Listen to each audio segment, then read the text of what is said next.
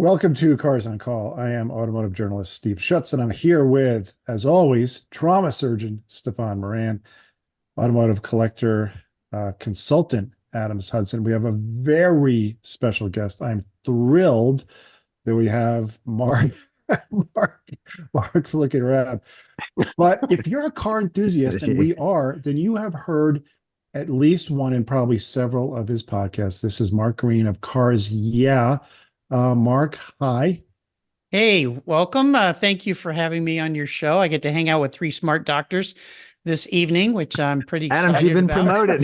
promoted. or demoted. I've got a medical wannabe. degree. Well, since I'm with you, can I get like an honorary medical degrees or something Yeah. like that? Okay. Well, that would be me that they're making fun of because I have no medical degree, but I do feel special that you gave me that title. Thank you. I consider you very special, Adam, since you were a past guest on the show, and obviously Stefan was as well. So, Steve's the only guy who's the odd man out here. So we'll have to get him on as well. Yeah. Well, yeah. Thanks for having me. Good to be here. I think to be on your show, you have to have status. So Status? that's the reason. But listen, I'm honored to have you, Mark. We're all honored. This is a thrill. We're very grateful for you to be here. And we got a bunch of stuff we want to get through with you. But just to start, everyone knows about Cars Yeah, the podcast, but there was an automotive life before that. Kind of walk us through. Stefan always likes to ask, what's your Sentinel moment, the moment where you kind of said, oh, I'm a car guy, and this is the kind of car guy I am. Walk us through kind of that, maybe in your childhood, but also the steps along the way in your automotive life. Wow. Well, when I was born, I went like this and went, well, there's no garage. Sorry, Mom. Then you spent the rest of your life trying to get back into that garage. Well, we won't talk about a family show. I think so. Let's move on, Mark. Yeah. Boom. Okay. It's been great. See you guys. Wow. Yeah, that was a show. Drive safely. Yeah, exactly. Boy, that's a big question. Trying to think back to that, I really believe although I do have a picture of me at about 2 in a Garten pedal car, a Cadillac that my mom's brother gave her, that I started when my feet would reach the little pedals there. And it's a great shot because I had hair and it's blowing in the wind. So that was kind of cool. But I would say it really goes back to my father. My father was an architect, an artist, grew up in Texas on a farm, one of 5 kids that left Texas, the only one that left, and studied engineering and architecture and came out west and started his own architectural firm. And he loved cars because the farm they grew up on was pretty modest and they didn't really have fancy cars. And when he got to California, it's like, look at all the cars. Yeah, there's like some cool stuff. So he bought a 1949 MGTC. I was about 5. Got a picture of my sister and I, my dad standing in front of that car. Mark, and I thought it was so cool because as a little kid, this car was little. Think about it. 1963, the cars were big and this car was little. And when I sat in it, I sat on the driver's side because it was right-hand drive. Well, that was cool. He had a spare steering wheel, so he'd always give it to me so I could do this while we were driving. And people would pull up and go, why is that little kid driving the car? And if you think of the MGTC, the doors cut down so I could actually put my arm out the door like a big person, which on a regular car, it was up to here. I couldn't see out of the car. So that was probably the car that started. I can still see it had a engine turned dash that I think somebody had put in it. I think they mostly came with wood, burl or something. And it had those big kind of green tinted Jaeger gauges that were huge. And the windshield, he could move and it made funny sounds. It smelled funny and he had to crank it sometimes to start it. And when my mom would ride in it, my sister and I would sit on this little shelf in the back where our heads were higher than theirs. So my dad bought these old military leather helmets with the goggles so bugs wouldn't get in our eyes. And there was a bar across the back of those seats. And my dad said, if you have to hold on, you're a chicken. So he called it the chicken bar. Now today he'd be arrested for child endangerment, right? But I think that was the start. I really do. That's a very, very good start. And Mark, I was going to say, there's my car. Nice. You are fast, my friend. No. Mine was yellow as well. So I've got the original email you sent me you sent me a picture of that car, and okay. I'm at a friend's this hunting camp, and it won't download, but I was able to find this one on the internet. That's it. Describe it. That's the car. This is Yeah. like the coolest little pedal car you've ever seen. This thing is styling, man. It's got pins on the Yeah. back. It's got the spare tire. It's got a little antenna. Poke your eye out antenna. when you For hit listeners who don't something. have video, what is it? Garton Cadillac. Yep, Got it. the So made by the Garton K-I-D-I-L-A-C. company. Yeah. And Pedal car. Garton Cadillac. Yeah. And Cadillac. Yeah. For kids. So And it's very cool because it sort of pays homage to the look of the Cadillacs of the day. I'm going to say somewhere in the 52 to 54 range with little bitty implied fins. And it's Right. like it would have been a two-door, but there's no doors cut in it. And it's just Yeah. fantastic. It's just so vintage, and it's Yeah. two-tone. Mark, you said yours was a yellow. yeah, mine was two-tone as well. Now, I'm trying to, the only pictures I have are black and white. I don't remember the green they might have made, but I remember it was yellow. And then when we moved one time, when we got to the new house, I was older, and I said, "Where's my car?" My mom said, "I gave that away to the neighbors. You're too big for that." Oh, You gave it away? Oh, I mean, I said, "I would have saved that for me and have kids one day." She goes, "You're not even in junior high. What are you talking about having kids?" You know? So yeah, it disappeared. you already had a sadly. collector's mindset. Well, cars, that's I like cars. So that was yeah, but the MG started it all for me. Yeah, I still smell that car. Yeah. So Well, before we get to you- the, sort of more detailed questions, kind of keep going and like your professional life and Oh. what the steps, because obviously it culminated in a very successful podcast. well, thanks. So I was lucky enough to grow up in Southern California, beautiful part of Southern California, La Jolla, California, which is just north of San Diego. Very wonderful neighborhood, beachfront. I mean, I look back now, and La Jolla back then was really special. It was not as opulent as it is now, let's just say. People weren't showy. I mean, most of the moms drove Ford wagons with the wood on the side. My parents had a Vista Cruiser with the wood on the side. They had two of them, actually, the first generation and then the next that came out in the early 70s. I was a skateboarder, learned to surf at the beach when I was in elementary school, would ride a skateboard or my twin Stingray. I had a paper route. I rode that every morning at 4:30 in the morning. And as I got older, it was great because I could go surfing before school because I was up so early. So dawn patrol. So I started surfing. So growing up in that lifestyle and in La Jolla, where there was lots of nice cars, I would be exposed to a lot of really nice cars. By then, my dad kind of had gotten out of having sports cars. He was trying to run a business and, putting all his money into that. But a lot of my friends' parents had cool cars. And so I would go over to their houses. And a story I always share is I went over this girl I really was smitten with, and she had a birthday party and she invited me. And I went over to her birthday party. Well, I was the only one at the party. It was kind of a trick. Oh, Like, where's everybody? Well, it was kind of just a trick to get me to her house. Her mom made this dinner, and her dad had a speedster.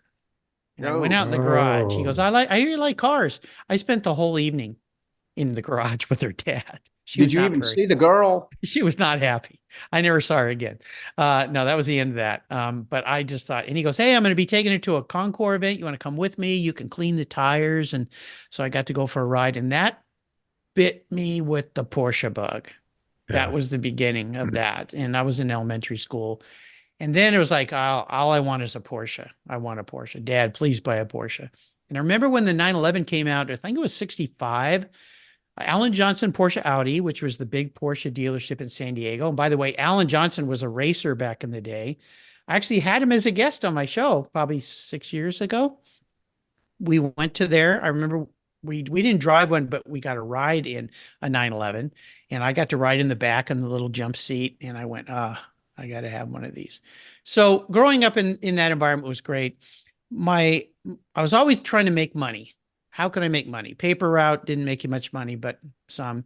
And my next door neighbor was an FBI agent, Alan Swanser. I thought he was the coolest dude, bachelor, FBI. And he bought one of the first 450 SLs in La Jolla from Heinz Geet's Mercedes-Benz. It was the Mercedes-Benz dealer in La Jolla. Really cool. It was on the corner of a major intersection. They had a thing that spun in their showroom. And I went over and he had this blue, kind of a robin's egg blue 450 SL. And he goes, this is the first one of these. Never had seen one of those. And I said, could I wash it for you?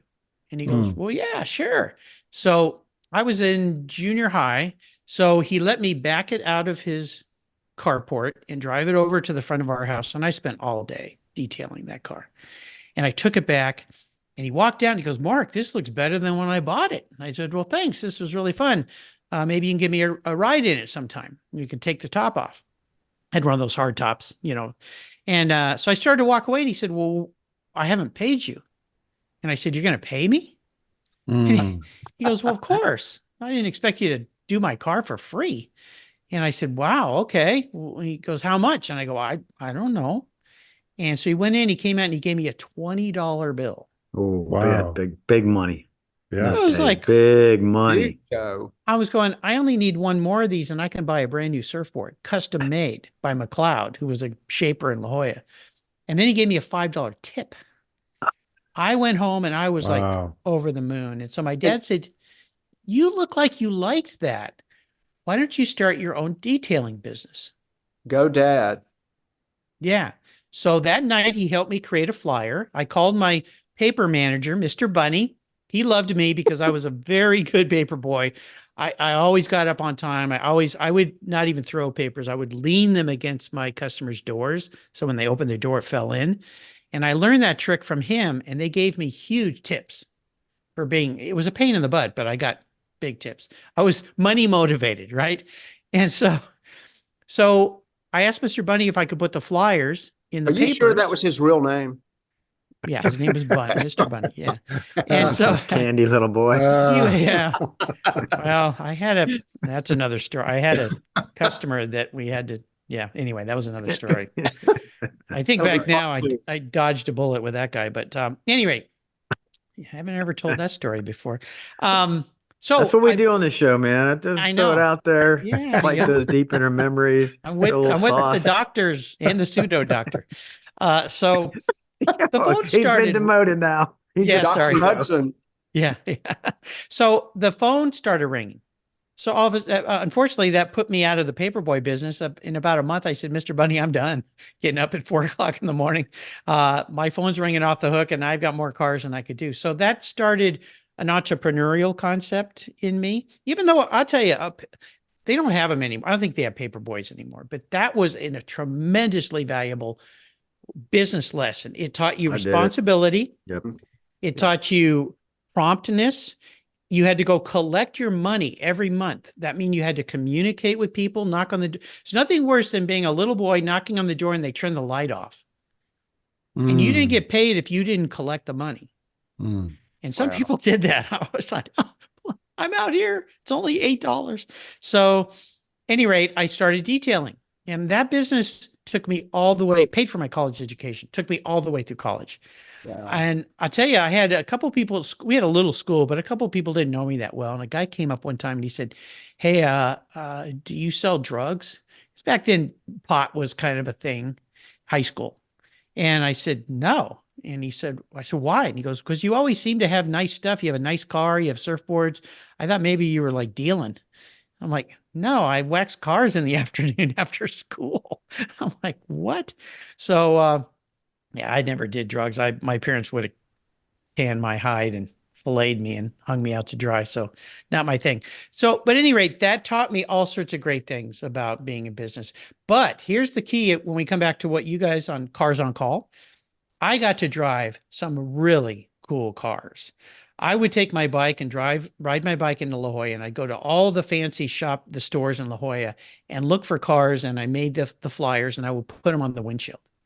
I love Porsches and Ferraris and Mercedes and really nice stuff. And all those people would call me. And once they got to know me, they trusted me. So I even had a client. This guy was a tuna fisherman. There used to be a huge tuna fleet in San Diego, and he was a captain. And there was all these wealthy tuna fishermen. They made tons of money. And his name was Joe Guidi. And every Saturday I would drive in the early morning, drive to his house because he was always out fishing. his wife finally just gave me my own keys and an opener so I could get the car. I would drive it home, and every Saturday morning I would detail the car. Now, I wouldn't wax it every Saturday, but I'd clean it for her and then take it back. So I had my own, that was my first like almost Porsche. I had the keys, but it wasn't my car. But it was the first one he had was a 74 Carrera, a black, remember the iconic 73 RS? Yeah, absolutely. Well, they continued making them for a few more years. And so he had a black one.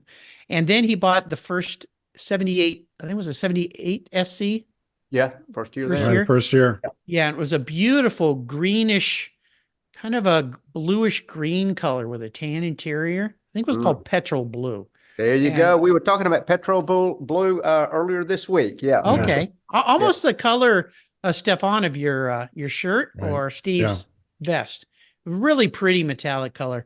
And so for years, so then they told all the other guys, the young kids that had nice cars. So a lot of them lived in Point Loma. So I would drive over to Point Loma and drive these, Ferraris back, and one guy had a Lamborghini. And I mean, these are young guys, but they made so much money. So yeah, the car, that just kept it going for me. There you go. Yeah. There you go. Nice. Yeah, his interior was tan. It was a coupe. Wasn't a Targa. Targas weren't as popular as they've become now. Targas have really, the older Targas have become collectible. So yeah, that kind of takes us through. And then during that time, I went to college at UCSD for a few years. That's where my wife was attending college. She was on the smart side of school, the engineering side. I was in the communications art side. And then I transferred and ended up graduating from San Diego State because they had a business school and they had a graphic design advertising. And that's the business that I wanted to get into. And the reason for that was one of my clients, another guy with the last name Bunny, Michael Bunny, he had a really nice Porsche.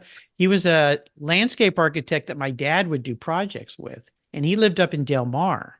So I would drive up to Del Mar, pick up his Porsche, and then drive it back to my house and detail it. And he introduced me to a guy named John Orgeson, who was also a landscape architect. And John also had some nice cars. And John, one time, he said, hey, would you design me, he asked me first to do drawings for him for his landscape architecture. And I would do intricate mechanical drawings for the irrigation systems using rapidograph pens, if you remember what those are. I remember. I've got a full set of them. Yeah. You still have your, I don't have mine anymore. Oh, those things. 00. Oh, I had a love-hate with those things. They clog up. And anyway, so I did that on the side also, was I would do drawings, and he would give me the plans on a Sunday and I would have to bring them back on a Friday, and he would pay me. And one day he said, why don't you design a logo for me? I said, I've never designed a logo. He goes, well, he gave me some ideas. So I did all these logos, and he liked one. He said, you're pretty good at this design stuff. Maybe that's what you should do for a living. And I said, well, what do designers do? And he told me. And so that's what got me into studying graphic design and advertising, and landed me through an internship, my first job, with a small design firm in Old Town, San Diego, called Warner Design, Richard Warner. And he had a small firm with 3 women working for him. And I was the 4th, and he was an old Victorian house. And my desk was literally in a closet in this old house. Long story short, became a designer there. I shortly asked him, how can I make more money? And he said, well, why don't you come with me and try to find clients? If you can bring work in, I'll give you 20% of the proceeds. Oh, there's some incentive. So then I would put account executive job. Account executive. So I wore you guys have been around. I wore a Coogie sweater 3 days of the week. Remember Coogies that everyone wore back in the 80s. Now they're kind of popular again, I guess. And then 2 days a week, I'd put a suit on and go downtown and knock on doors and try to land accounts. So I did that for 11 years. And the first few years I was still waxing cars. It's pretty cool. People don't understand now, but back then, in order to become an account executive, you had to come out of the closet.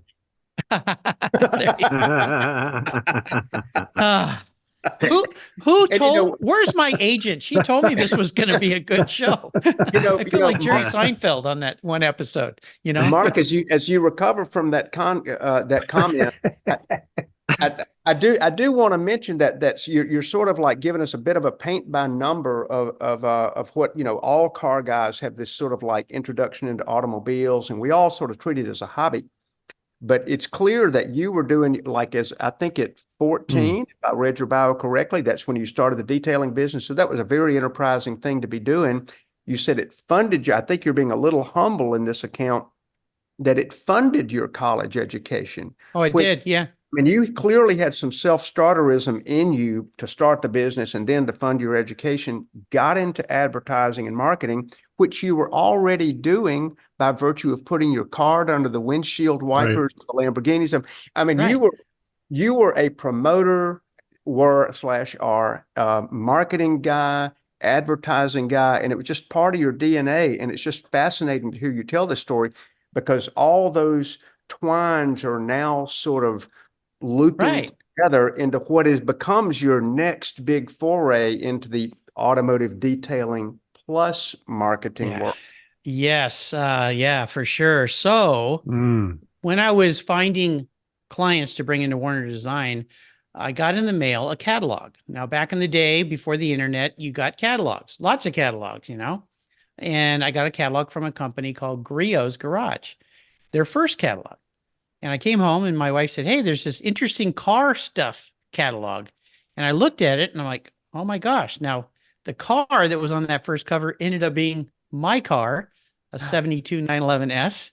How about That that? was Wow. Richard Griot's car.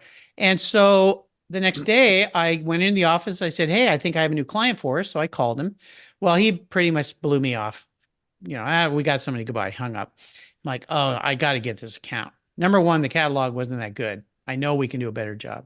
Number Mark, two, I'm sorry to interrupt you, but when you say you're talking about you called Richard. This was a startup company at the time. yeah, it was brand new. It was his first Okay. Yeah, there was just Richard, another guy, and a secretary. And Gotcha. then a kid would come by in the afternoon after high school and pack the orders for the day. They had a little place up in Vista, California, which was north. I was, at the time, my wife, I got married. My wife and I were living in Del Mar, and she was working as a civil engineer in Carlsbad, and I was working in downtown San Diego, well, Old Town San Diego. So we kind of went in opposite directions.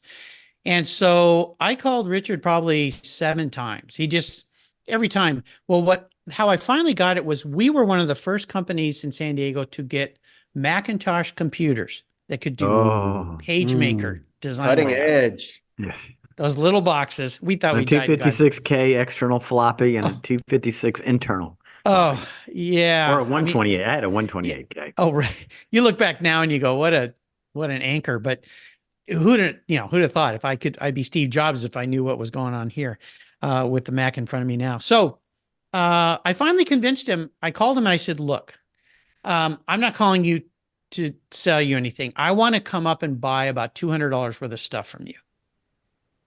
And so what's he going to do? Say no? And he said, "Well, we can ship." And I said, "I live in Del Mar. Why would you ship it to me? I'll just drive up there." Well, at the time I was driving, and my daily driver was a 1984. I had finally gotten my first Porsche, a 74 911 that I ended up selling to my college roommate. And then I bought an 84 Cabriolet. So I was doing pretty good based on those commissions on bringing, that was my incentive. When I was at Warner, I had this poster of a red 911. And every day I walked in, I said, "I'm going to get that someday. I got to get more customers. I got to get more customers." So that was my visual, they always say, put in front of you what you want to see, the visualization. Agreed. So at any rate, I was driving an 84. So I drove up, and there you go. Now mine, looked just like that, but mine was platinum.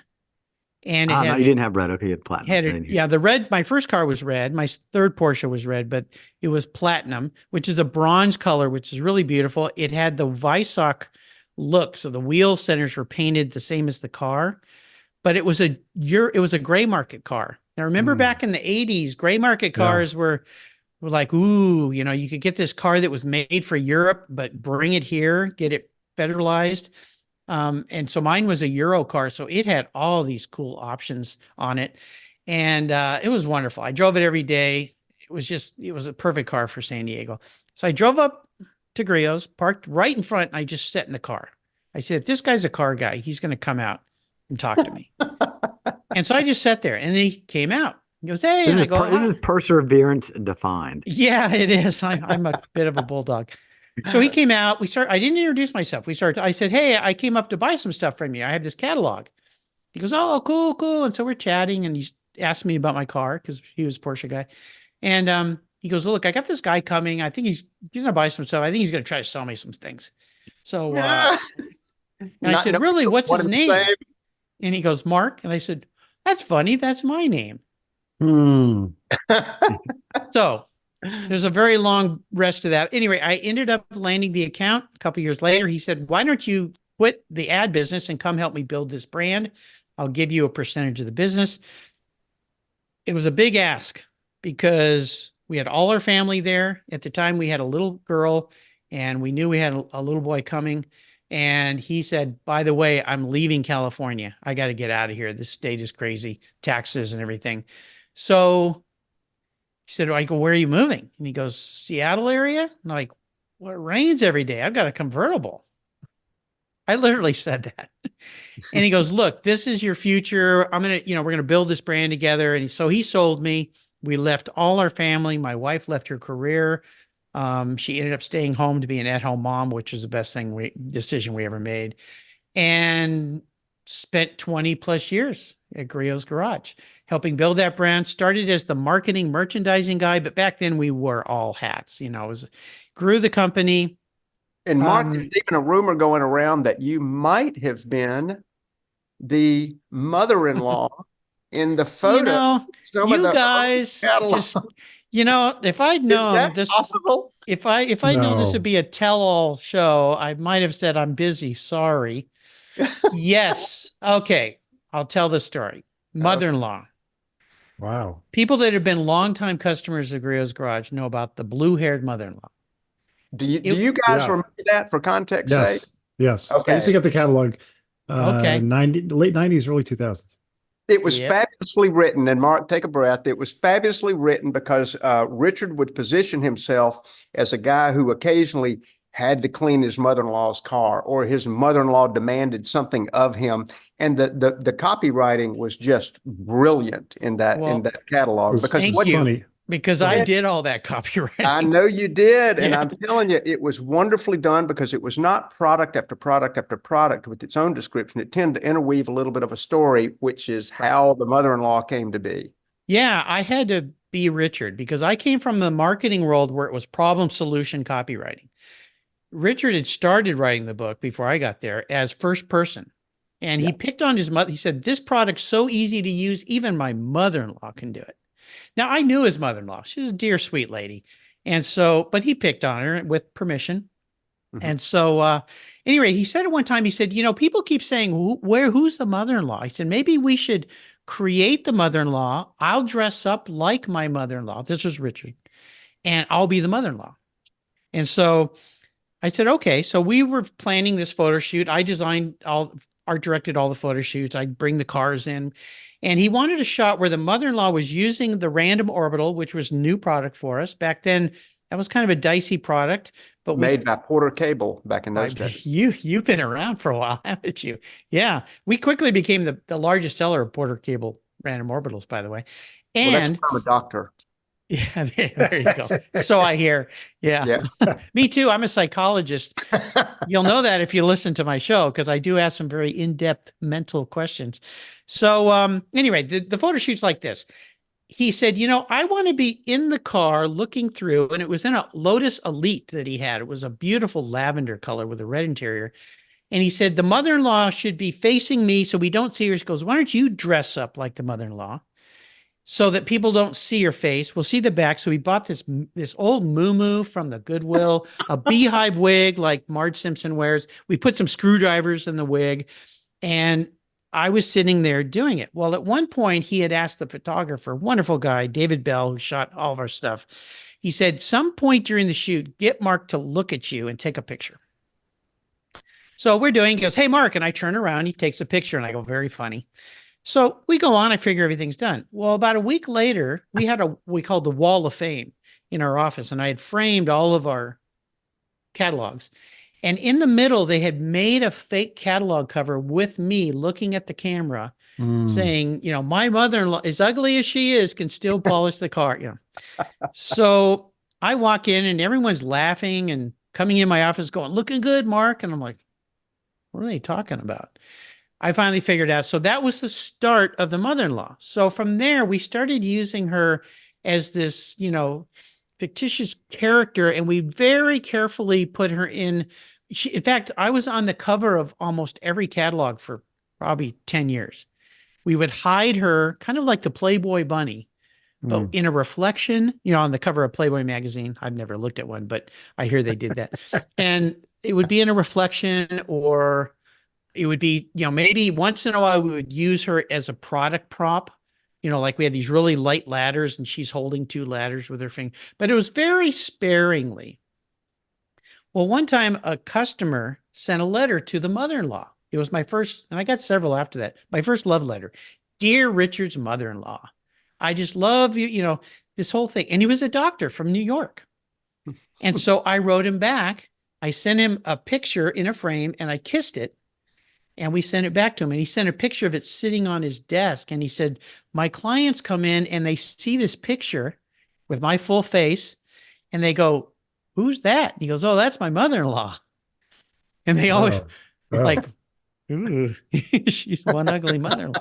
So it became this big thing and it was quite fun. And we had a lot of fun with it over time. And there's even a guy who loaned us a Lamborghini and we took some pictures with me in the back of the Lamborghini, on the back by the wing. And he has a poster he lives up north of me, hanging in his garage with the mother-in-law. But a lot of people didn't know I was the mother-in-law. And we would go places and every once in a while somebody would go, wait, are you the mother-in-law? And the story. So that's the mother-in-law story. Yeah. Well, it's just the kind of investigative journalism that we do here. And I've been unable to find a picture. Well, I'll send you one. It's not going to have he's not going to have a kiss on it, but I'll send you one. But I will tell you that when I left Gios Garage, and I've been there a long time, and I sent an email to all the employees because we had employees in remote locations, and I thanked them for being a part of the team. And it was a, you know, a nice, proper goodbye. And thank you for all your contributions. I really was honored to work with you. And at the end, the salutation was, the mother-in-law has left the building. Oh, well. So that was the mother-in-law's farewell. So yeah, that's the mother-in-law story. So you got more out of me than I think anybody ever has on that one. Good job, guys. Well, it was worth it. And I tell you, you know, once again, like the pre-seed to this was that you were just able to combine your automotive passion and your hobby, which, you know, a lot of our listeners and watchers, of course, that's what they're into. They're into automobiles, but they don't know how to like make it their career. And you've clearly done that. And you spent 20 plus years with Grio's, right? I believe president, not just marketing director. Yeah, last 5 or 6 years, I was president of the company, was pretty much running things. We had by then grown. We had put a distribution center and manufacturing center in Indiana. We were making our own products. We had our corporate headquarters in Tacoma, and Richard had found an old 1940 Coca-Cola bottling building in Tacoma. And he tasked me with designing the new corporate headquarters, basically a barn find car building, and redesigning it into our corporate headquarters. It needed to include our first retail store, an event center, a car showroom, Richard's private garage for his car projects, a concours field. So I got to go back to my drawing and sketching and architectural roots that I learned from my dad and design that everything from the outside to the inside. And it was a really fun project, although it became what my wife called my evening mistress because I was working, 10 hours a day running the company. And then I'd come home at night and design this building. And then we hired an architect who was a fellow, because I started vintage racing during the time, Bruce McKean. He was a vintage racer, so he did the architectural drawings. We had engineers, and they completely revamped the building. And it's quite a spectacular place, including a Porsche Speedster that's planted in the front of the building, coming out of the ground. There it is. Wow. Yeah. And I'll tell you, it's if like you look Cadillac up on the ranch in reverse. It's not a real speedster coming out of the ground. That's I'll tell you I'll tell you about that. It's a Intermechanica Speedster built by Henry Reisner up in Vancouver. He had a business called Intermechanica, and I knew him. I was friends with him, and I called him. I said, Henry, I'm going to order a car. And he goes, oh my gosh, I'm so excited. He goes, okay, most importantly, what kind of engine? And I said, I don't need an engine. And he's like, you already have one? And I said, no, I don't need one. I do need the headlights to work, and I need a horn that works. And he was like, what? And so what he did was he built half a car. The headlights shine at the American flag, which is directly across from that. And there's a horn in the car that the guys in the store, if somebody comes up and steps into that planter and touches the car, they can honk the horn. Wow. So we put some Italian air horns in there. So that project, sculpture. yeah, even the what I call the gargoyles, the little detail around the outside of the building, was something that came up because it was a very plain brick building. It wasn't that exciting. So really fun project. Yeah, it was turned out beautiful. Really proud of that. So that's that story. Well, there's just so much that you touch on that you sort of breeze through, and I got to give credit where credit's due.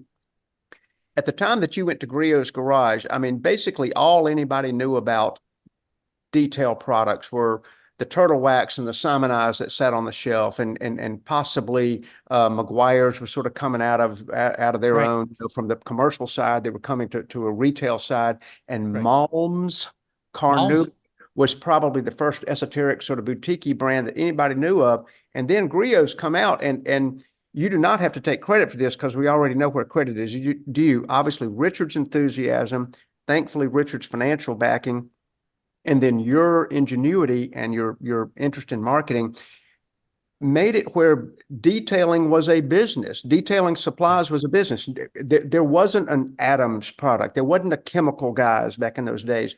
You guys, which I believe your genesis was really almost more floor products, the ceramic or, excuse me, the epoxy coating for floors.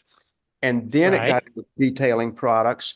And it's several layers deep of this type product. It's just, people did not know these products even could. And then cool tools. I always very cool the catalog for cool tools that I just had to have. What we decided was we were going to be very high end. We decided we're not going to chase everybody at the bottom. We're going to be high end. At the time, Richard had sourced a product out of England called Autoglim, which I think still exists. And then Mothers, which was fairly new as well. So he sold a product. He sold a couple Mothers products and in the Autoglim line, polish, wax, cleaner, vinyl, and rubber dressing. We didn't want to sell what everybody else was selling. We wanted to bring in stuff. And at the same time, we started bringing in tools. We first brought in USAG tools, which are out of Italy. They were sponsoring Ferrari F1. And then we started bringing in Facom tools, which was French. And what I would do, along with Richard, is Stefan is a French tool too. I don't know if you're right. I'm glad you're picking on one of your own. Mom is French, Mark. See how that feels, Stefan? Yeah. So, fair game. And we sold really some fancy stuff, and we kind of got an impression from people that we were super expensive, but we sold stuff you couldn't get. The idea was to find professional goods that people couldn't buy. So I would go to, I've been to SEMA like 32 times. We'd go to Automechanica in Frankfurt. We'd go to all over Europe. Asia wasn't a player at the time. And we would find really cool stuff that nobody ever saw. And we would import it and on limited quantities so we could keep the price high. But at the same time, we realized this stuff is not consumable. Somebody buys an expensive set of German screwdrivers, that's the last set they're going to buy. And we were the first catalog business to have a true lifetime guarantee. Now, other people would have a lifetime guarantee, but they would say the life of the product. But ours was anytime, we'll get you a new one. So nobody was doing that. So that was a big deal that set us apart. And then I started saying, we got this car care stuff. You look at the margins, we got to sell more car care. But we were branding almost everything except the car care. Now Richard had a few. He had a window cleaner, a product you put into the windshield wash additive, and I think there was two or three others. And we were blending that ourselves. We were getting the products made and bottling it ourselves, I should say. And so I said, we should investigate this more. So I actually went up and met Barry McGuire and talked to him about maybe bottling products for us. What a nice man. He's an awesome guy. We've been friends forever, and he's just super, super guy. His daughter, Nicole, bless her soul, we've lost her, but she was on my show. Barry's been on a few times. So, but I came back from that meeting and I went, you know what? This isn't going to work. People are going to figure out that we're just putting someone else's stuff in our bottles. We got to figure this out ourselves. So that's when I learned about blenders. I learned about making products. We would talk to chemical companies, and I'd put a lab coat on every Thursday, and we'd go out and test stuff. And so we slowly became our own maker of our own brand. And eventually Richard was able to buy a company that made products and get all the equipment. And that's when we moved our distribution and manufacturing to Indiana. And the rest is history. We started making it ourselves and growing and all that. So the funny thing here is I ended up back in car care. Yeah. This interweaving. So here I am back selling car care, what I was doing to get me into all this stuff. So yeah, it was a really good lesson in a lot of things, learning how to run a business, marketing, merchandising, advertising. Then the internet came along, that changed everything, made things very difficult to know about how to market. And we had to learn that game. So yeah, it was quite a good ride and quite fun. And like I said, I got to start vintage racing during that time. So I raced old cars. Bless my wife. She let me buy cars, like stupid amount of cars and motorcycles and all that stuff. She just hardly ever rolled her eyes. Yeah. So, but she was at home raising the kids. I was at working all the time. If that's one thing I've always said, if I look back, I spent way too much time at work. I should have spent more time at home with my kids. That's one of those lessons you learn when you're trying to build a career.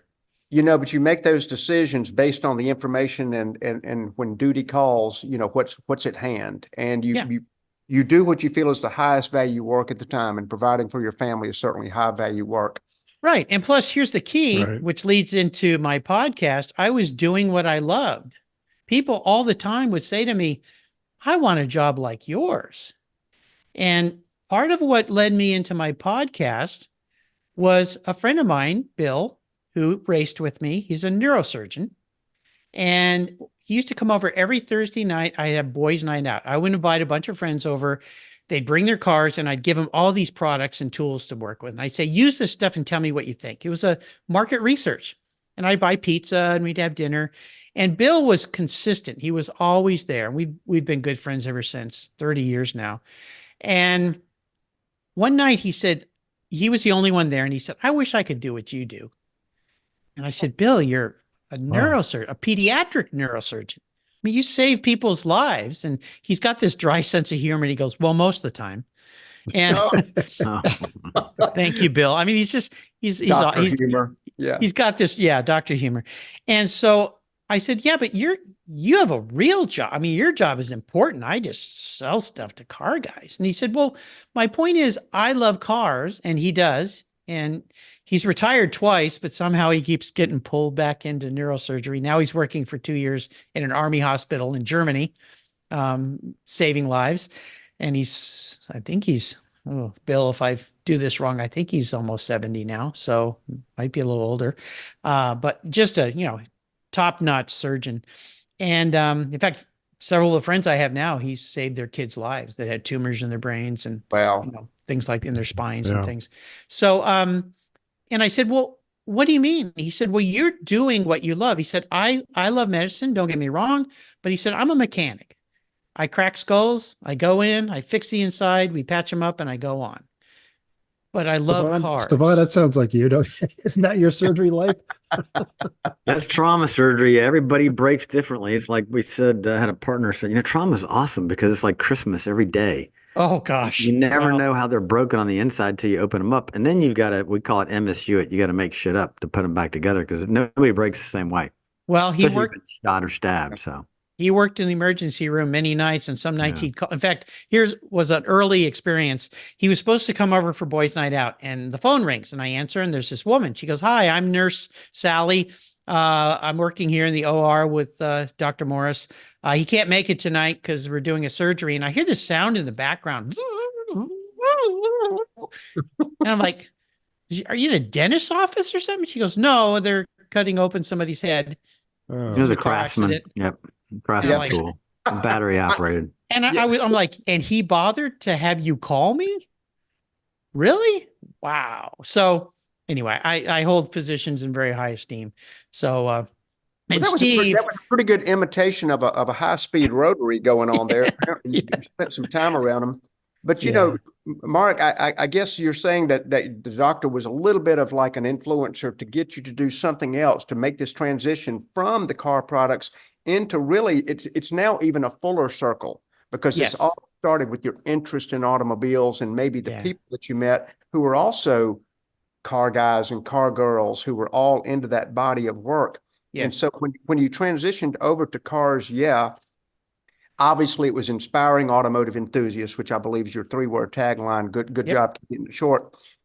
You've had a mere 2,500 interviews, which is just remarkable, including luminaries, visionaries, authors, artists, race car drivers, team owners, everybody. everybody. And you even scored an interview with the famous and elusive Stefan Moran. We don't know how you did it. Oh, I thought you were going to say Jay Leno. I finally got him. It only took 9.5 years, but You yeah, did Jay Leno on the same show with Donald Donald Osborne. Osborne. Yeah. Yep. But Stefan, yeah, I mean, people still call about him. They want his phone number and everything. And this guy named Adams too. You know, he was on the show. So, So I got a question for you, David. So, you know, you've interviewed 2,000 people, and I'm going to set that scenario up for you. So I'm at this fraternity party, and this girl comes in and is immediate chemistry. And I married her. We've been married 38 years. She's been married to Jill for 39 years. Yep. So you've had 2,000 guests on the show. That's a lot of people. But I should use proper English. Whom did you have on the show that you were interviewing? And you don't say Adams or I, but who did you have on the show where, man, boom, it was like the chemistry hit, the show flowed, and you're like, wait a minute, I got to stop this podcast. This could go on all night long. It'd be, so this person that you had on the show. I know that's 2,000 people, but was there somebody that was just where you just felt like this was is this somebody best? you know? Am I supposed to answer somebody you know the answer to? No, I'm not saying answer. I wanted to put you. Sometimes you ask your guests questions. I like to throw the train off the rails a little bit. Yeah. Throw some sauce in there. If there isn't anybody, that's fine. But I just wondering, after 2,000 people, were there a couple very memorable interviews that you had, or just? You're like asking my favorite child. I I've got know. two wonderful children, and they're both so different, and they're both so spectacular. It's You very don't have to hard. name one, just a couple. I know it's hard, but you don't answer. You don't have to. But it's very hard to answer. But I'll tell you, as we talk now, and it's probably because it's fresh in my mind because we lost him last year. Reeves Callaway. Wow. Yeah. And anybody that knows cars and high performance cars, kind of like Hennessy, who's been on the show too. Callaway Corvettes, Callaway cars, very well known. And we lost him last year. Actually had his ex-wife on the show too, which was kind of unique. I've had a lot of these pairings of son and father, daughter, Lonnie Unser and her dad, one of the Unsers. I sat next to an airplane with her. Pardon me? I sat next to an airplane with Lonnie Unser, and we had a fabulous conversation. Yeah, she's a wonderful person. That whole family's just special. Yes. But Reeves, I got off.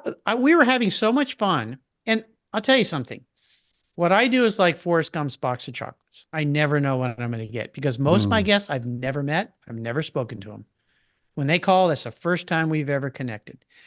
And I just felt like when I got done with that talk with Reeves, I wanted to go work with that guy. It was so good that we just kept going, and I ended up I think he was one of my first 2 shows out of 1, because we spoke I try to keep my shows around 35 minutes. We spoke for so long, nothing against you two guys. But it was just, I don't know, something about him was just so special.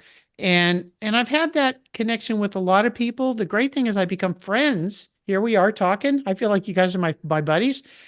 And that's the thing about cars is you've got an instant bond. It doesn't matter what the socioeconomic is. It doesn't matter what the race is. It doesn't matter anything. Even if you like a car I'm not that fond of, there's a bond within car people men and women that just bring you together. It's The because shared passion. it's Pat. That's it. It's a shared simple. passion. So yeah, he's one of them. Another one that was really unique, thanks to my wife, was Tim Medvets. Tim was a Hell's Angel. He was a chopper builder to the stars. He was dating for 4 years Cher, the singer. He was going to marry her, actually. Her kids wanted him to marry and settle her down. She was at that post-Bono life. Was that his name, Bono? Sonny Bono. Sonny Bono. Yeah, In the Sonny. money, yep. Post-Sonny Bono life where she was going crazy. And Big almond crazy. yeah, that was one of them. So my wife Jill was watching a show about climbing Mount Everest. And there was a guy in there named Tim Medvets that tried to climb Mount Everest, didn't make it, got within 300 yards, had to turn around, went back and climb Mount Everest. But he started something called the Heroes Project, where he helped veterans who had lost limbs to get them out again and teach them that they could do things. And he did it by taking them hiking and mountain climbing. And so ended up taking the first paraplegic to the top of Mount Everest. Well, I didn't know that much about the mountainside. So when I got on the show, it's like Hell's Angels, Cher, choppers. We can do motorcycles. If it rolls on rubber, I love it. So we started doing the show and he started telling me the story behind what he's doing with the Heroes Project. And this, I didn't know this was coming. Told me about how he'd been almost killed in a motorcycle accident, almost lost his leg. He was in the emergency room and the surgeon came out and he had his Hell's Angels buddies there. And he goes, I don't know if we can save this leg. And one of the Hell's Angels grabbed the doctor and said, if you don't save his leg, you better not come out of that ER. Okay, Wow. we'll save it. I mean, this guy was a serious, not so good dude at the time. Long story short, recovery was long. He had to have a lot of help, physical help, couldn't walk, couldn't ride a motorcycle. And he started going downhill. He felt like he'd lost his masculinity. And he was really not doing well. Got addicted to painkillers. And he got to a point where he was close to like, maybe I should just call it quits. And he went to the Naval Hospital in San Diego, where they treat a lot of patients that have been seriously injured in war. Navy Hospital Balboa. Yeah. Balboa, Yep. yeah. Been there many times, not the hospital, but Balboa Park. And he met a guy who had lost some limbs. And they started talking. And the guy said these magic words. He said, Tim, you need to stop making your life the Tim show and start finding a way to help people. Wow. And he said, if you figure out a way to help people, you will find a reason to be alive and you will get rewards like you never believed. Now, this transitions into something that I started doing, which was a keynote speaker at some events. And when I was trying to figure out what to talk about for my first one, I'd never done this. I asked Jill, again, the smarter one in the family, the engineer, what should I talk about? She goes, why don't you talk about what you've learned after, at the time, interviewing 1,500 people? Oh, okay. You can tell some stories like I'm doing with you, but what's the lesson, the reoccurring lesson? And so my talk was, at the end of my talk tonight, I'm going to tell you the secret to having a happy life. And that is it. Find a way to help people. And it's a repeated message that has happened with guests over and over and over. And Tim is a great example of that. He said, it turned my life around. And now I've since had people that take PTSD veterans out on overnight motorcycle rides. It gets their mind off of their PTSD and focus. You got to focus when you're riding a motorcycle, you'll crash. And then the people that lead those rides are trauma victims of war, and they sit around a fire and they talk about stuff. I had a lady on the show. Yeah. I'm sorry. I'm sorry. I didn't mean to interrupt. I finish your point, but I want to, once you finish that point, since Stefan has been in that situation with trauma patients and he's the surgeon, I want to see if he's had a similar lesson. Sorry, go ahead. Yeah. So I had another guest on my show, a woman. She and her husband put on the biggest hot rod car show in Southern California. Her husband suddenly got prostate cancer and died. And was like, where did that come from? Well, she started investigating it and realized that many men don't get tested for that because they're afraid of the tests. Well, she found doctors that could do blood tests. And so at her event, she had the doctors come in and they would do blood tests. And probably to this day, they've saved probably 500 plus lives of men that didn't know they were right on the edge or they had colon. So again, she turned a tragedy of her husband's life into a way to help people and save lives through cars and car events. And I keep hearing that story over and over and over. And I realize now, and I've said it many times as you guys have listened to my show, we are truly happiest as human beings when we help people. And that's part of why I hold positions at such high esteem, because you guys have a very noble job. You save lives. And I'll tell you, Steve, this is another thing. This is for you men out there.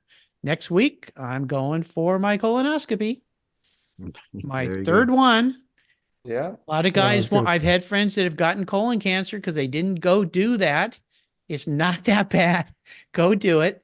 And so I get to go visit one of your colleagues next week. His name is Oh. Dr. Brown. I can't believe his last name is Brown, but Yeah. that gives you a visual. Better than Dr. Bunny. Yeah. Well, you can imagine how people twist Schutz. But anyway, Oh, I didn't. Oh, sorry. Okay. I didn't until now. yeah. Now, okay. Now when they're saying, okay, count backwards from 10, I'm going to Yeah. go Schutz. Yeah. And they're going to go, what did he All right. say? Yeah. All right. Since we're speaking of brown but stuff, I got a funny one for you. Let me put a plug in, All right, and put I plug have to in. say it, and that Yeah. is a colon cancer is preventable, and you Yes. should do a colonoscopy, not a Cologuard, because Cologuard is detection. It lets you get cancer, and then it detects a colonoscopy, prevents it by taking out polyps. It's so important. So Yep. thank you for the plug, Mark. It is the least sexy job in medicine, but it's so important. So Well, you save lives. Yeah. Get And that PSA check and get that colonoscopy because they're two get for your preventable disease, prostate. manageable diseases. Yep. Yeah. Yeah. So, but we were going to ask you if your experiences, Stefan, are similar. You know, what I found doing trauma was, fortunately we save more than we lose. And trauma absolutely changes people's lives and their families' lives. And family, you talk about PTSD, they're life-changing events when you get broke all to hell and put back together and you're out of work financially and you get them through the first 24, 36 hours, they're most likely going to live. But then they have to rebuild. And what I found was I've got a little bit of a strange sense of humor, but if I could find a way towards the end of the hospitalization or where they came back to clinic to kind of turn things a little bit right side up with some humor, that gave me an incredible satisfaction to put a smile on this patient's face where they're laughing at themselves about their situation. Right. And we've all, I've told this story 1,000 times, well, not 1,000, but to lots of people. And I've told it on this show twice, but I had a patient who lost her feet after a pedicure because her foot went through the windshield. And right when she was getting ready to go home, I said, I got some good news for you. I got some bad news for you. Which she went first. She goes, well, the bad news. I said, well, I'm sorry I couldn't save your toes. And she said, well, what's the good news? I said, well, you can't walk on your tippy toes anymore and your pedicures will be half off. Oh. And she laughed and she first looked at me and winced and then she started laughing, realizing, okay, better, it's the old Reader's Digest, humor in medicine. And it really is a good thing for patients to find humor in the situation. And then they're happy that they're just alive. And there's always, on a trauma floor, all they got to do is look at the patient. Before we had private rooms, they could look at the patient next to them and say, you know what, my life ain't so bad. So right. I really enjoyed, for me, that finding that humor there was very satisfying. Yeah. Yeah. It helps from the patient side too, because many doctors are so serious. And my wife had well, it'll be part of my story about how cars, began, if you want to go down that path now, which relates to a surgeon, my wife being ill, my dad having broken his neck, her mom having cancer, and my son saying, Dad, you should start a podcast. So you want to go down that path?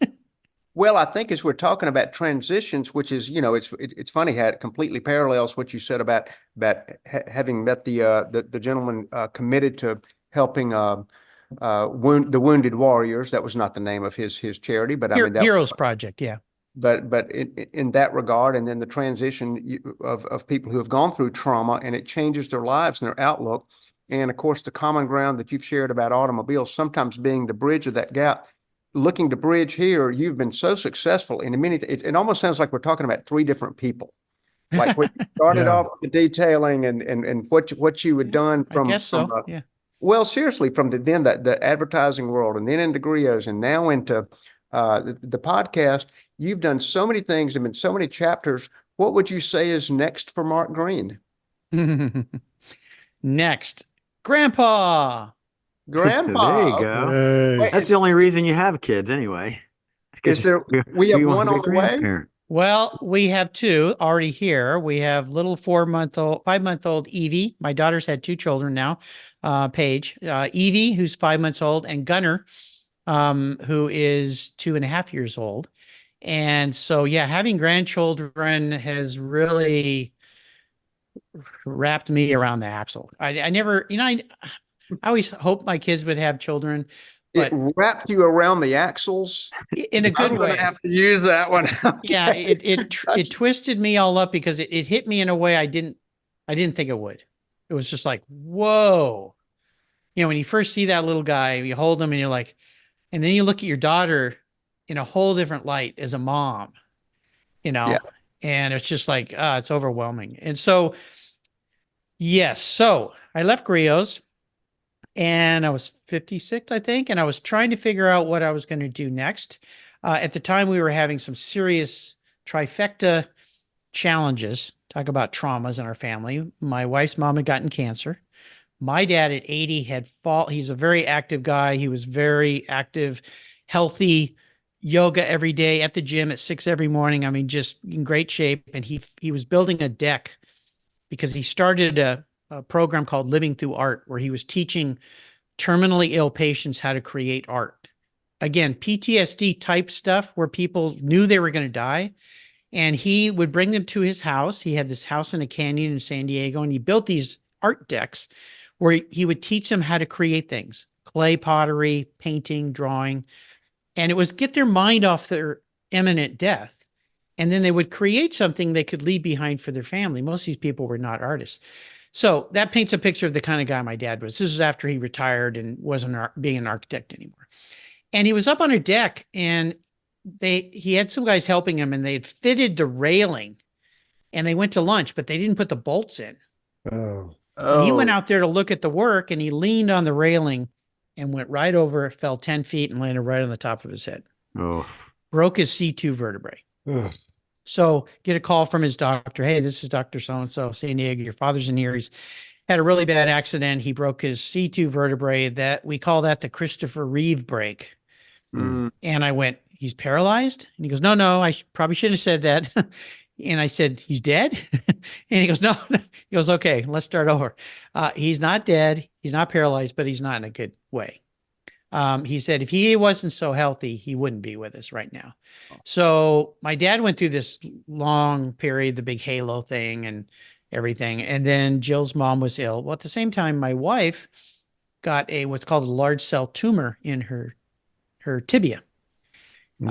Which typically her surgeon said, this is something younger people usually get.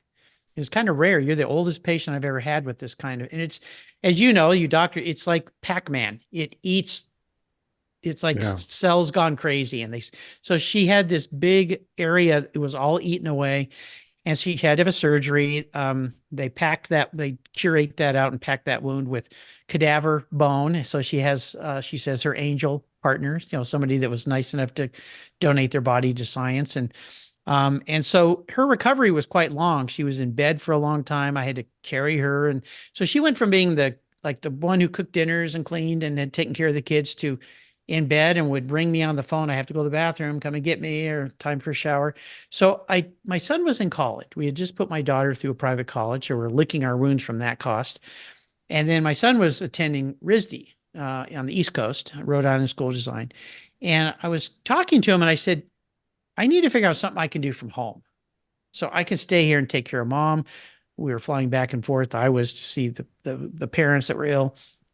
What can I do in the tech world? Because I was not a tech guy. I had people at Grios that did that. And he said, Dad, you've taken me to car shows my whole life. What do I always tease you about? You go up and ask people about their cars and their business. You always do that. In fact, I take him to car shows and he'd go, see you at the end of the car show, Dad, because I'm talking to people all the time. And I said, okay, how do I make money going to car shows, talking to people? And he said, why don't you start a podcast? This was over 10 years ago. And I said, what's a podcast? And he goes, Dad, come on, get with it. He goes, I listen to them when I'm in college in studio class, and there's these people that talk about different stuff. And so I started looking into podcasts. There weren't that many back then. And if you would talk to people and say, well, I did, I'm going to start a podcast, they'd go, what? Are you one of those like YouTubers or something? All this was fresh back then. What year were we talking about, Mark? What year was it? Was 2013. Okay, yeah. Yeah. So we're late to the game, boys. Yeah.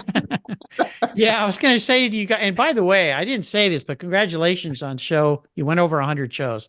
That's fortitude, perseverance, bulldoggedness. Most people quit by about show 12. Let's think that we know it's Steve-O. This is Steve-O driving the rig here. He's the one who keeps us going. We love it, but it's kind of like, you got to stick with it. It takes time, I to build an audience that. and And I was looking for my first free beer for doing the show. I haven't gotten that yet. I'll send you a beer along with the mother-in-law picture. Because back then the problem was nobody knew what they were and you couldn't figure out how to listen very easily. There wasn't all these streaming apps and everything. Now the problem is you guys are competing against a million people doing the same thing. So we're just one of a million. Oh, yeah, we're just one of a million gray-haired old men who think somebody wants to hear our opinion. Well, there's a lot of them out there. I reached out to some podcasters. Most of them wouldn't talk to me, but I talked to some that did. One was John Lee Dumas, who owns Entrepreneurs on Fire. Hugely successful podcast. That is hugely successful. Making big dollars. I'm still friends with him today. I just spoke with him 3 weeks ago. And he got into this about 2 years before I did. And he decided one way he was going to separate himself. He's a general business interviewer, talks to people about entrepreneurs and business. He goes after a younger audience because he's a younger guy. He's not an old guy like me. But he said, I'm going to be the only podcaster to do 7 shows a week. So when I was talking to him, he said, you need to differentiate yourself. You need to do something you're passionate about. He said, niche down. So I told him about cars. He goes, perfect. I said, I'm going to do 5 shows a week. And he said, I warn you, his wife was helping him. She was the tech side. He was the voice. And I said, well, I'm all by myself. My wife said that I'm not going to be her boss. So that's not going to work. And so I just said, I'm going to do 5 a week. And so in about 3 months' time, I wrote a business plan. In fact, my avatar, my target audience was my friend Bill.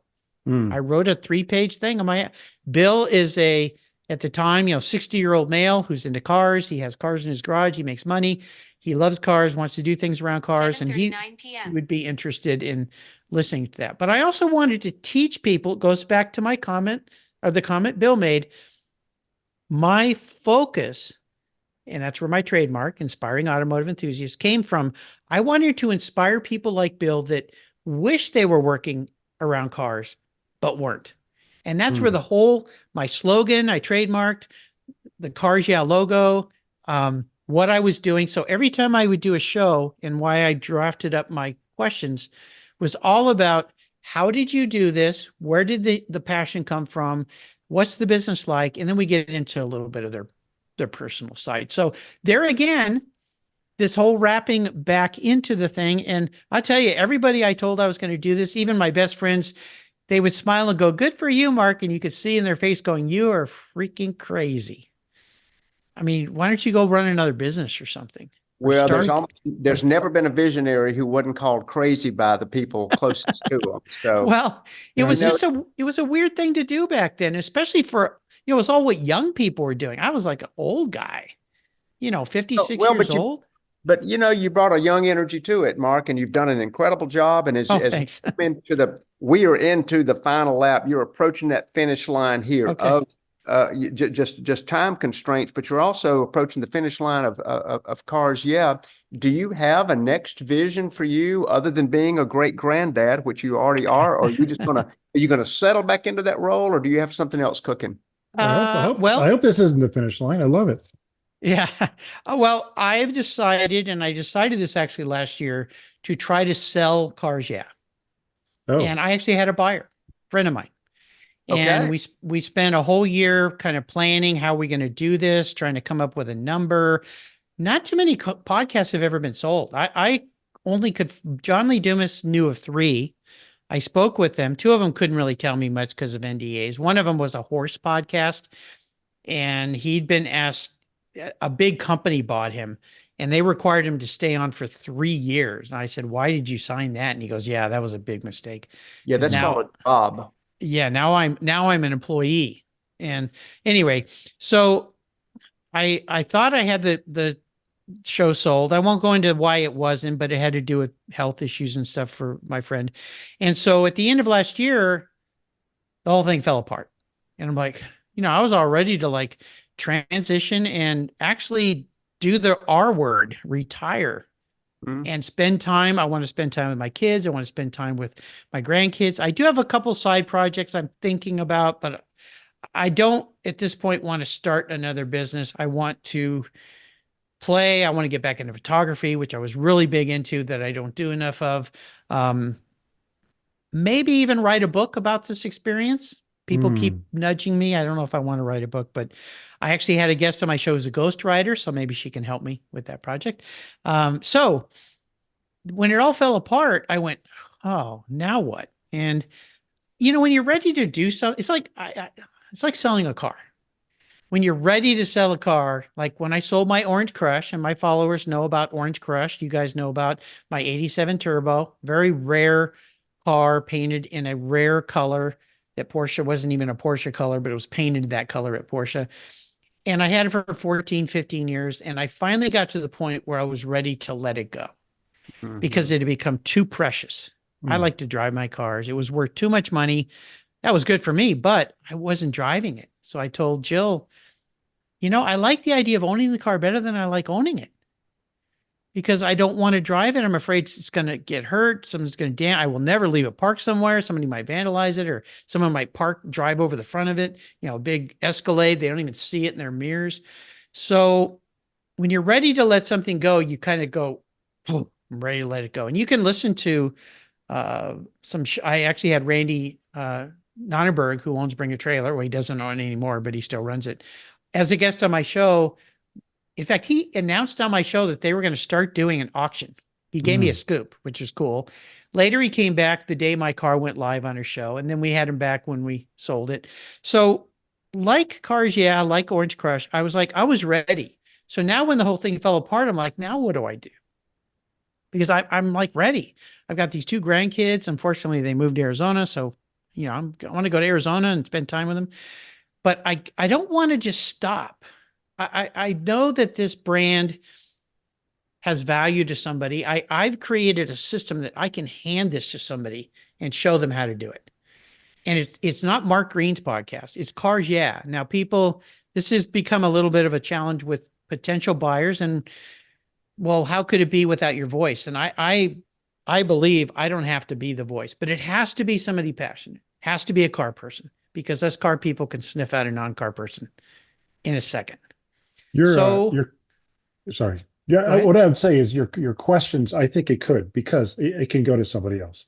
I love it with you. I do love your voice. However, what you have is a template, and the template is designed to bring people out, bring their personalities out, bring their car enthusiasm out. And I don't think, given those questions and given the format, I don't think it needs necessarily it to be you. Well, it could even, what I've kind of learned, I do a blog every week, and your listeners can go and sign up for it. Just go to my website and click on the free book button, and they'll get my ebook. I'll fill her up, and then they can get my emails every week. And right before Christmas, which is a terrible time to sell anything, I put up a for sale a Ferrari with a for sale sign. And I said, driver wanted. And I said, okay, I'm announcing this. And I got quite a couple dozen people interested. So then we get into the process of, how do I sell a business?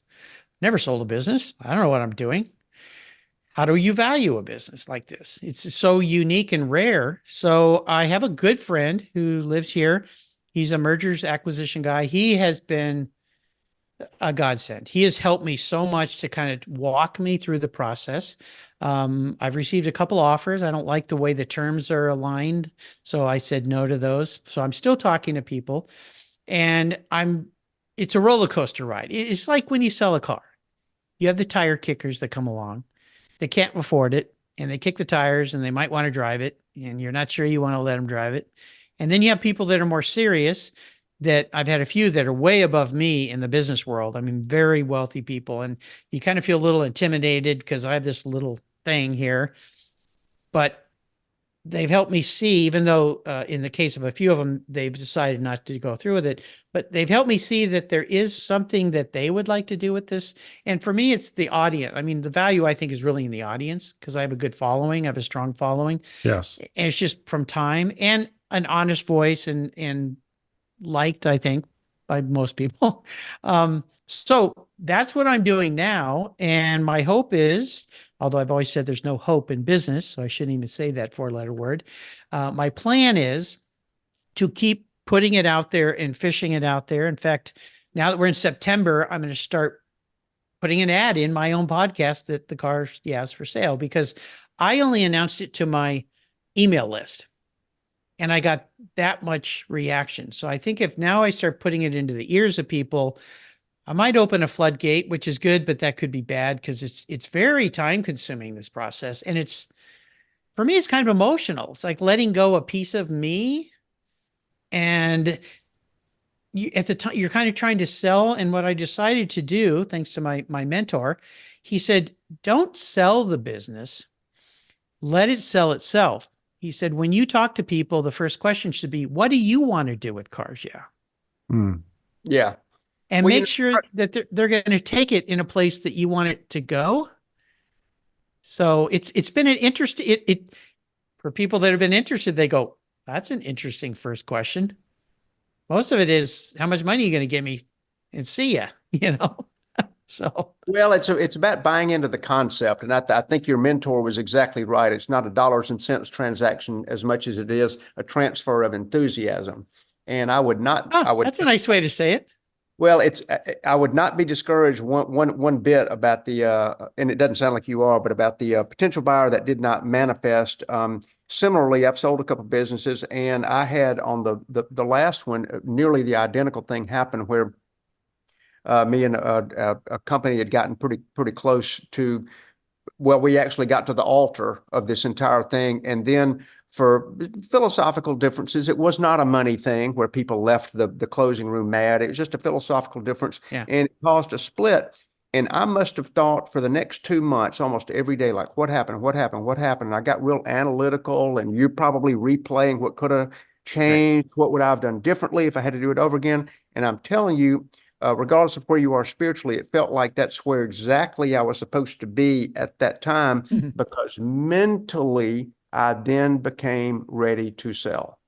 Oh, so that whole dress rehearsal really just sort of led me to being ready. And, if somebody's saying, no, your business is too much your personality, I mean, think about one of your last guests on Cars that you mentioned tonight. There once was a Jack Parr who did the Tonight Show. Then there was Johnny Carson who did the Tonight Show. Then there was Jay Leno who did the Tonight Show. And it's still the Tonight Show, and it's Jimmy Fallon. And your show can live on. What you have given birth to is not entirely just you. I think the legacy is you, but I think the future is someone else, and you'll find them and they'll find you. It's going to work. Thank you. That's very encouraging. That is my plan, not my hope, but my plan. I really believe that. And dare I even say, I've even thought that if I can't find somebody at some price point, and we're not talking about millions of dollars or anything, I might even, if I could find somebody I thought was young and really had that drive, I almost would hand it to them and say, take this, but you got to take care of it. Don't wreck it. Don't Yeah. crash this car. But we'll see where we go. And what's interesting is every week someone else shows up. I have Yeah. 2 meetings tomorrow. And once as my smarter partner, Jill says, We won't tell those 2 people tomorrow that you just said you might just give it to them. We won't they'll mention say that. Yeah, no, I'm not ready to do that yet. Exactly. Because I saw a car and bring a trailer I really wanted tonight that's coming Yeah. up tomorrow. Is she said, look, you've just got to be patient and listen. And that's one of the things that I'm not good at doing when I'm talking business people is listening, and I've gotten better at it. And that's what my mentor said. He said, don't say much. Let them ask all the questions. You have to disclose everything. I understand that. And you become transparent and sign NDAs and all that. But you said something, Adams, that I think is important. I am at the right place right now. If you listen to my show number 500 with Tommy Kendall, by the way, he came back on show 1000 and interviewed me. And that was his idea. I didn't ask him to do that. He asked if he could do that. He said in his show after if you follow Tommy, he was a great racer, had a huge crash, almost died, really messed himself up. In fact, he walks funny today because he's like, one leg shorter than the other because he hit a wall really hard. And he said, everything in my life, even when that happened, I'm in the right place for me at the right time. And this will lead to something else, and what led to his commentating. So as long as you have that faith, whatever your faith is, that is right, then it will be okay. And I remember my father-in-law, he was a 33-year Marine, great man. We lost him probably 9 years ago or so to cancer. And I remember him saying to me one time when I was nervous about making the transition from San Diego and families and careers and moving to Grios.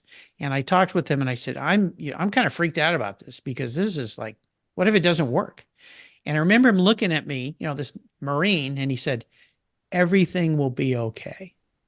And as long as I kept saying that in my head, every time I kind of doubted that decision, I was okay. Yeah, it was a great thing that he left. Yeah. Left Words us. of words of wisdom. Well, we are almost out of time, but I will I'll put a plug in, Mark, for you to write your book, and here's why. I'm just looking at this as an outsider, and I listen to your podcast, I like it, but this occurred to me, and this is why I think writing a book would be worthwhile. You took car cleaning products. That's a commodity, and you turned it into a brand that went nationwide, it went national, and became very successful. And then you took a podcast, which is a commodity, and it went national, and it was successful. There's something there. There's 2 things that it takes. It takes hard work and it takes perseverance. But there's something else. There's a third thing. I don't know what it is, but whatever it is, it's not a coincidence that you took the cleaning supplies and took it national and it succeeded. And you took a podcast and went national and it succeeded. Whatever that third thing is, I don't know what it is, but I'd like to read about it. I'd like to read about it in the book. Well, so I appreciate that. Yeah. Yeah. And Cars, actually is international. I mean, I have listeners in over 80 countries. So that is pretty daunting sometimes when I stop and look at demographics and I go, yeah, those 39 guys in the Congo, listen to, or Cambodia. I mean, it's even more, it makes my point even more. So yeah. So anyway, I'll let you have the final word, and then we'll say goodbye. Well, first of all, thank you for having me and letting me tell my story and share my story. I really appreciate it. Thank 2 of you for being guests on my show. I really take seriously guests giving me their time, because as we get older, we realize the value of time. And you guys as doctors and have seen patients, lost patients, you realize the value of the time we have because we don't know what we have. And I'll tell you a funny one that you can share, since you like to share jokes with your patients. I had Bill Neal on my show, who was a Texas artist, good friends with Carol Shelby. Oh, yeah. And he was my oldest guest at the time, 91 at the time I interviewed him. I've since had Ed Iskandarian on, who was 98. He's now 102 or 3. And I said, could you always leave my show with, could you leave us with some parting words of wisdom? And he in his Texas drawl, and I can speak Texas because my grandparents and my dad were from there. And he said, well, Mark, let me tell you about getting old. It's like a roll of toilet paper. As you get to the end, it spins faster you get more nervous and you wish you had more. Yeah, That's awesome. that is great. pretty good. It makes sense. And that was good Texan, by the way. Well, I tried, but Bill, we've lost him since, but I'll just leave you with this is, if you love cars, if you love anything in the car world, but it's not part of your life and your career, and you're trying to figure out how to do that, you can listen to one of over 2,000, 2,500 now guests on my show who will tell you how to do it. You can find a way to do it, even if it isn't your main career. And like me, some old guy that did a side hustle that became a business called Cars Yeah, that I would have never believed I'd be sitting here talking to you 10 years later, 2,500 people later, that I've had the pleasure and joy of learning and speaking to people from almost every country. Tomorrow morning, I'm interviewing a young artist from Ukraine. This will be an interesting talk. She lives in a country that's been invaded, and she's an automotive artist and a designer and trying to make it. I'm not quite sure where to go with this talk, but the joy I've gotten from combining my passion for cars into my avocation with my vocation, my career, you can do it. You can do it. You just have to take that step, and then 2 steps and 3 steps. And you guys are a great example. Your side hustle from very noble careers into podcasting, vlogging, 101 shows. I hope in a year from now, we're talking about 400 shows or however many more you want to do. But mostly, thank you for letting me spend some time with you and share my story. And for those people listening that don't know about Cars Yeah, you can find me on every mobile podcast app. You can find me on YouTube. You can talk to your Alexis and she'll play my show. You can go to my website and subscribe. Click the free book button. I'll send you my filler up book. And hopefully you will get some inspiration from my guests to go out and do what you want to do too. All right, that will be the final word. And Mark, again, from all of us here at Cars on Call, thank you. Thank you guys. Appreciate it. This was fun.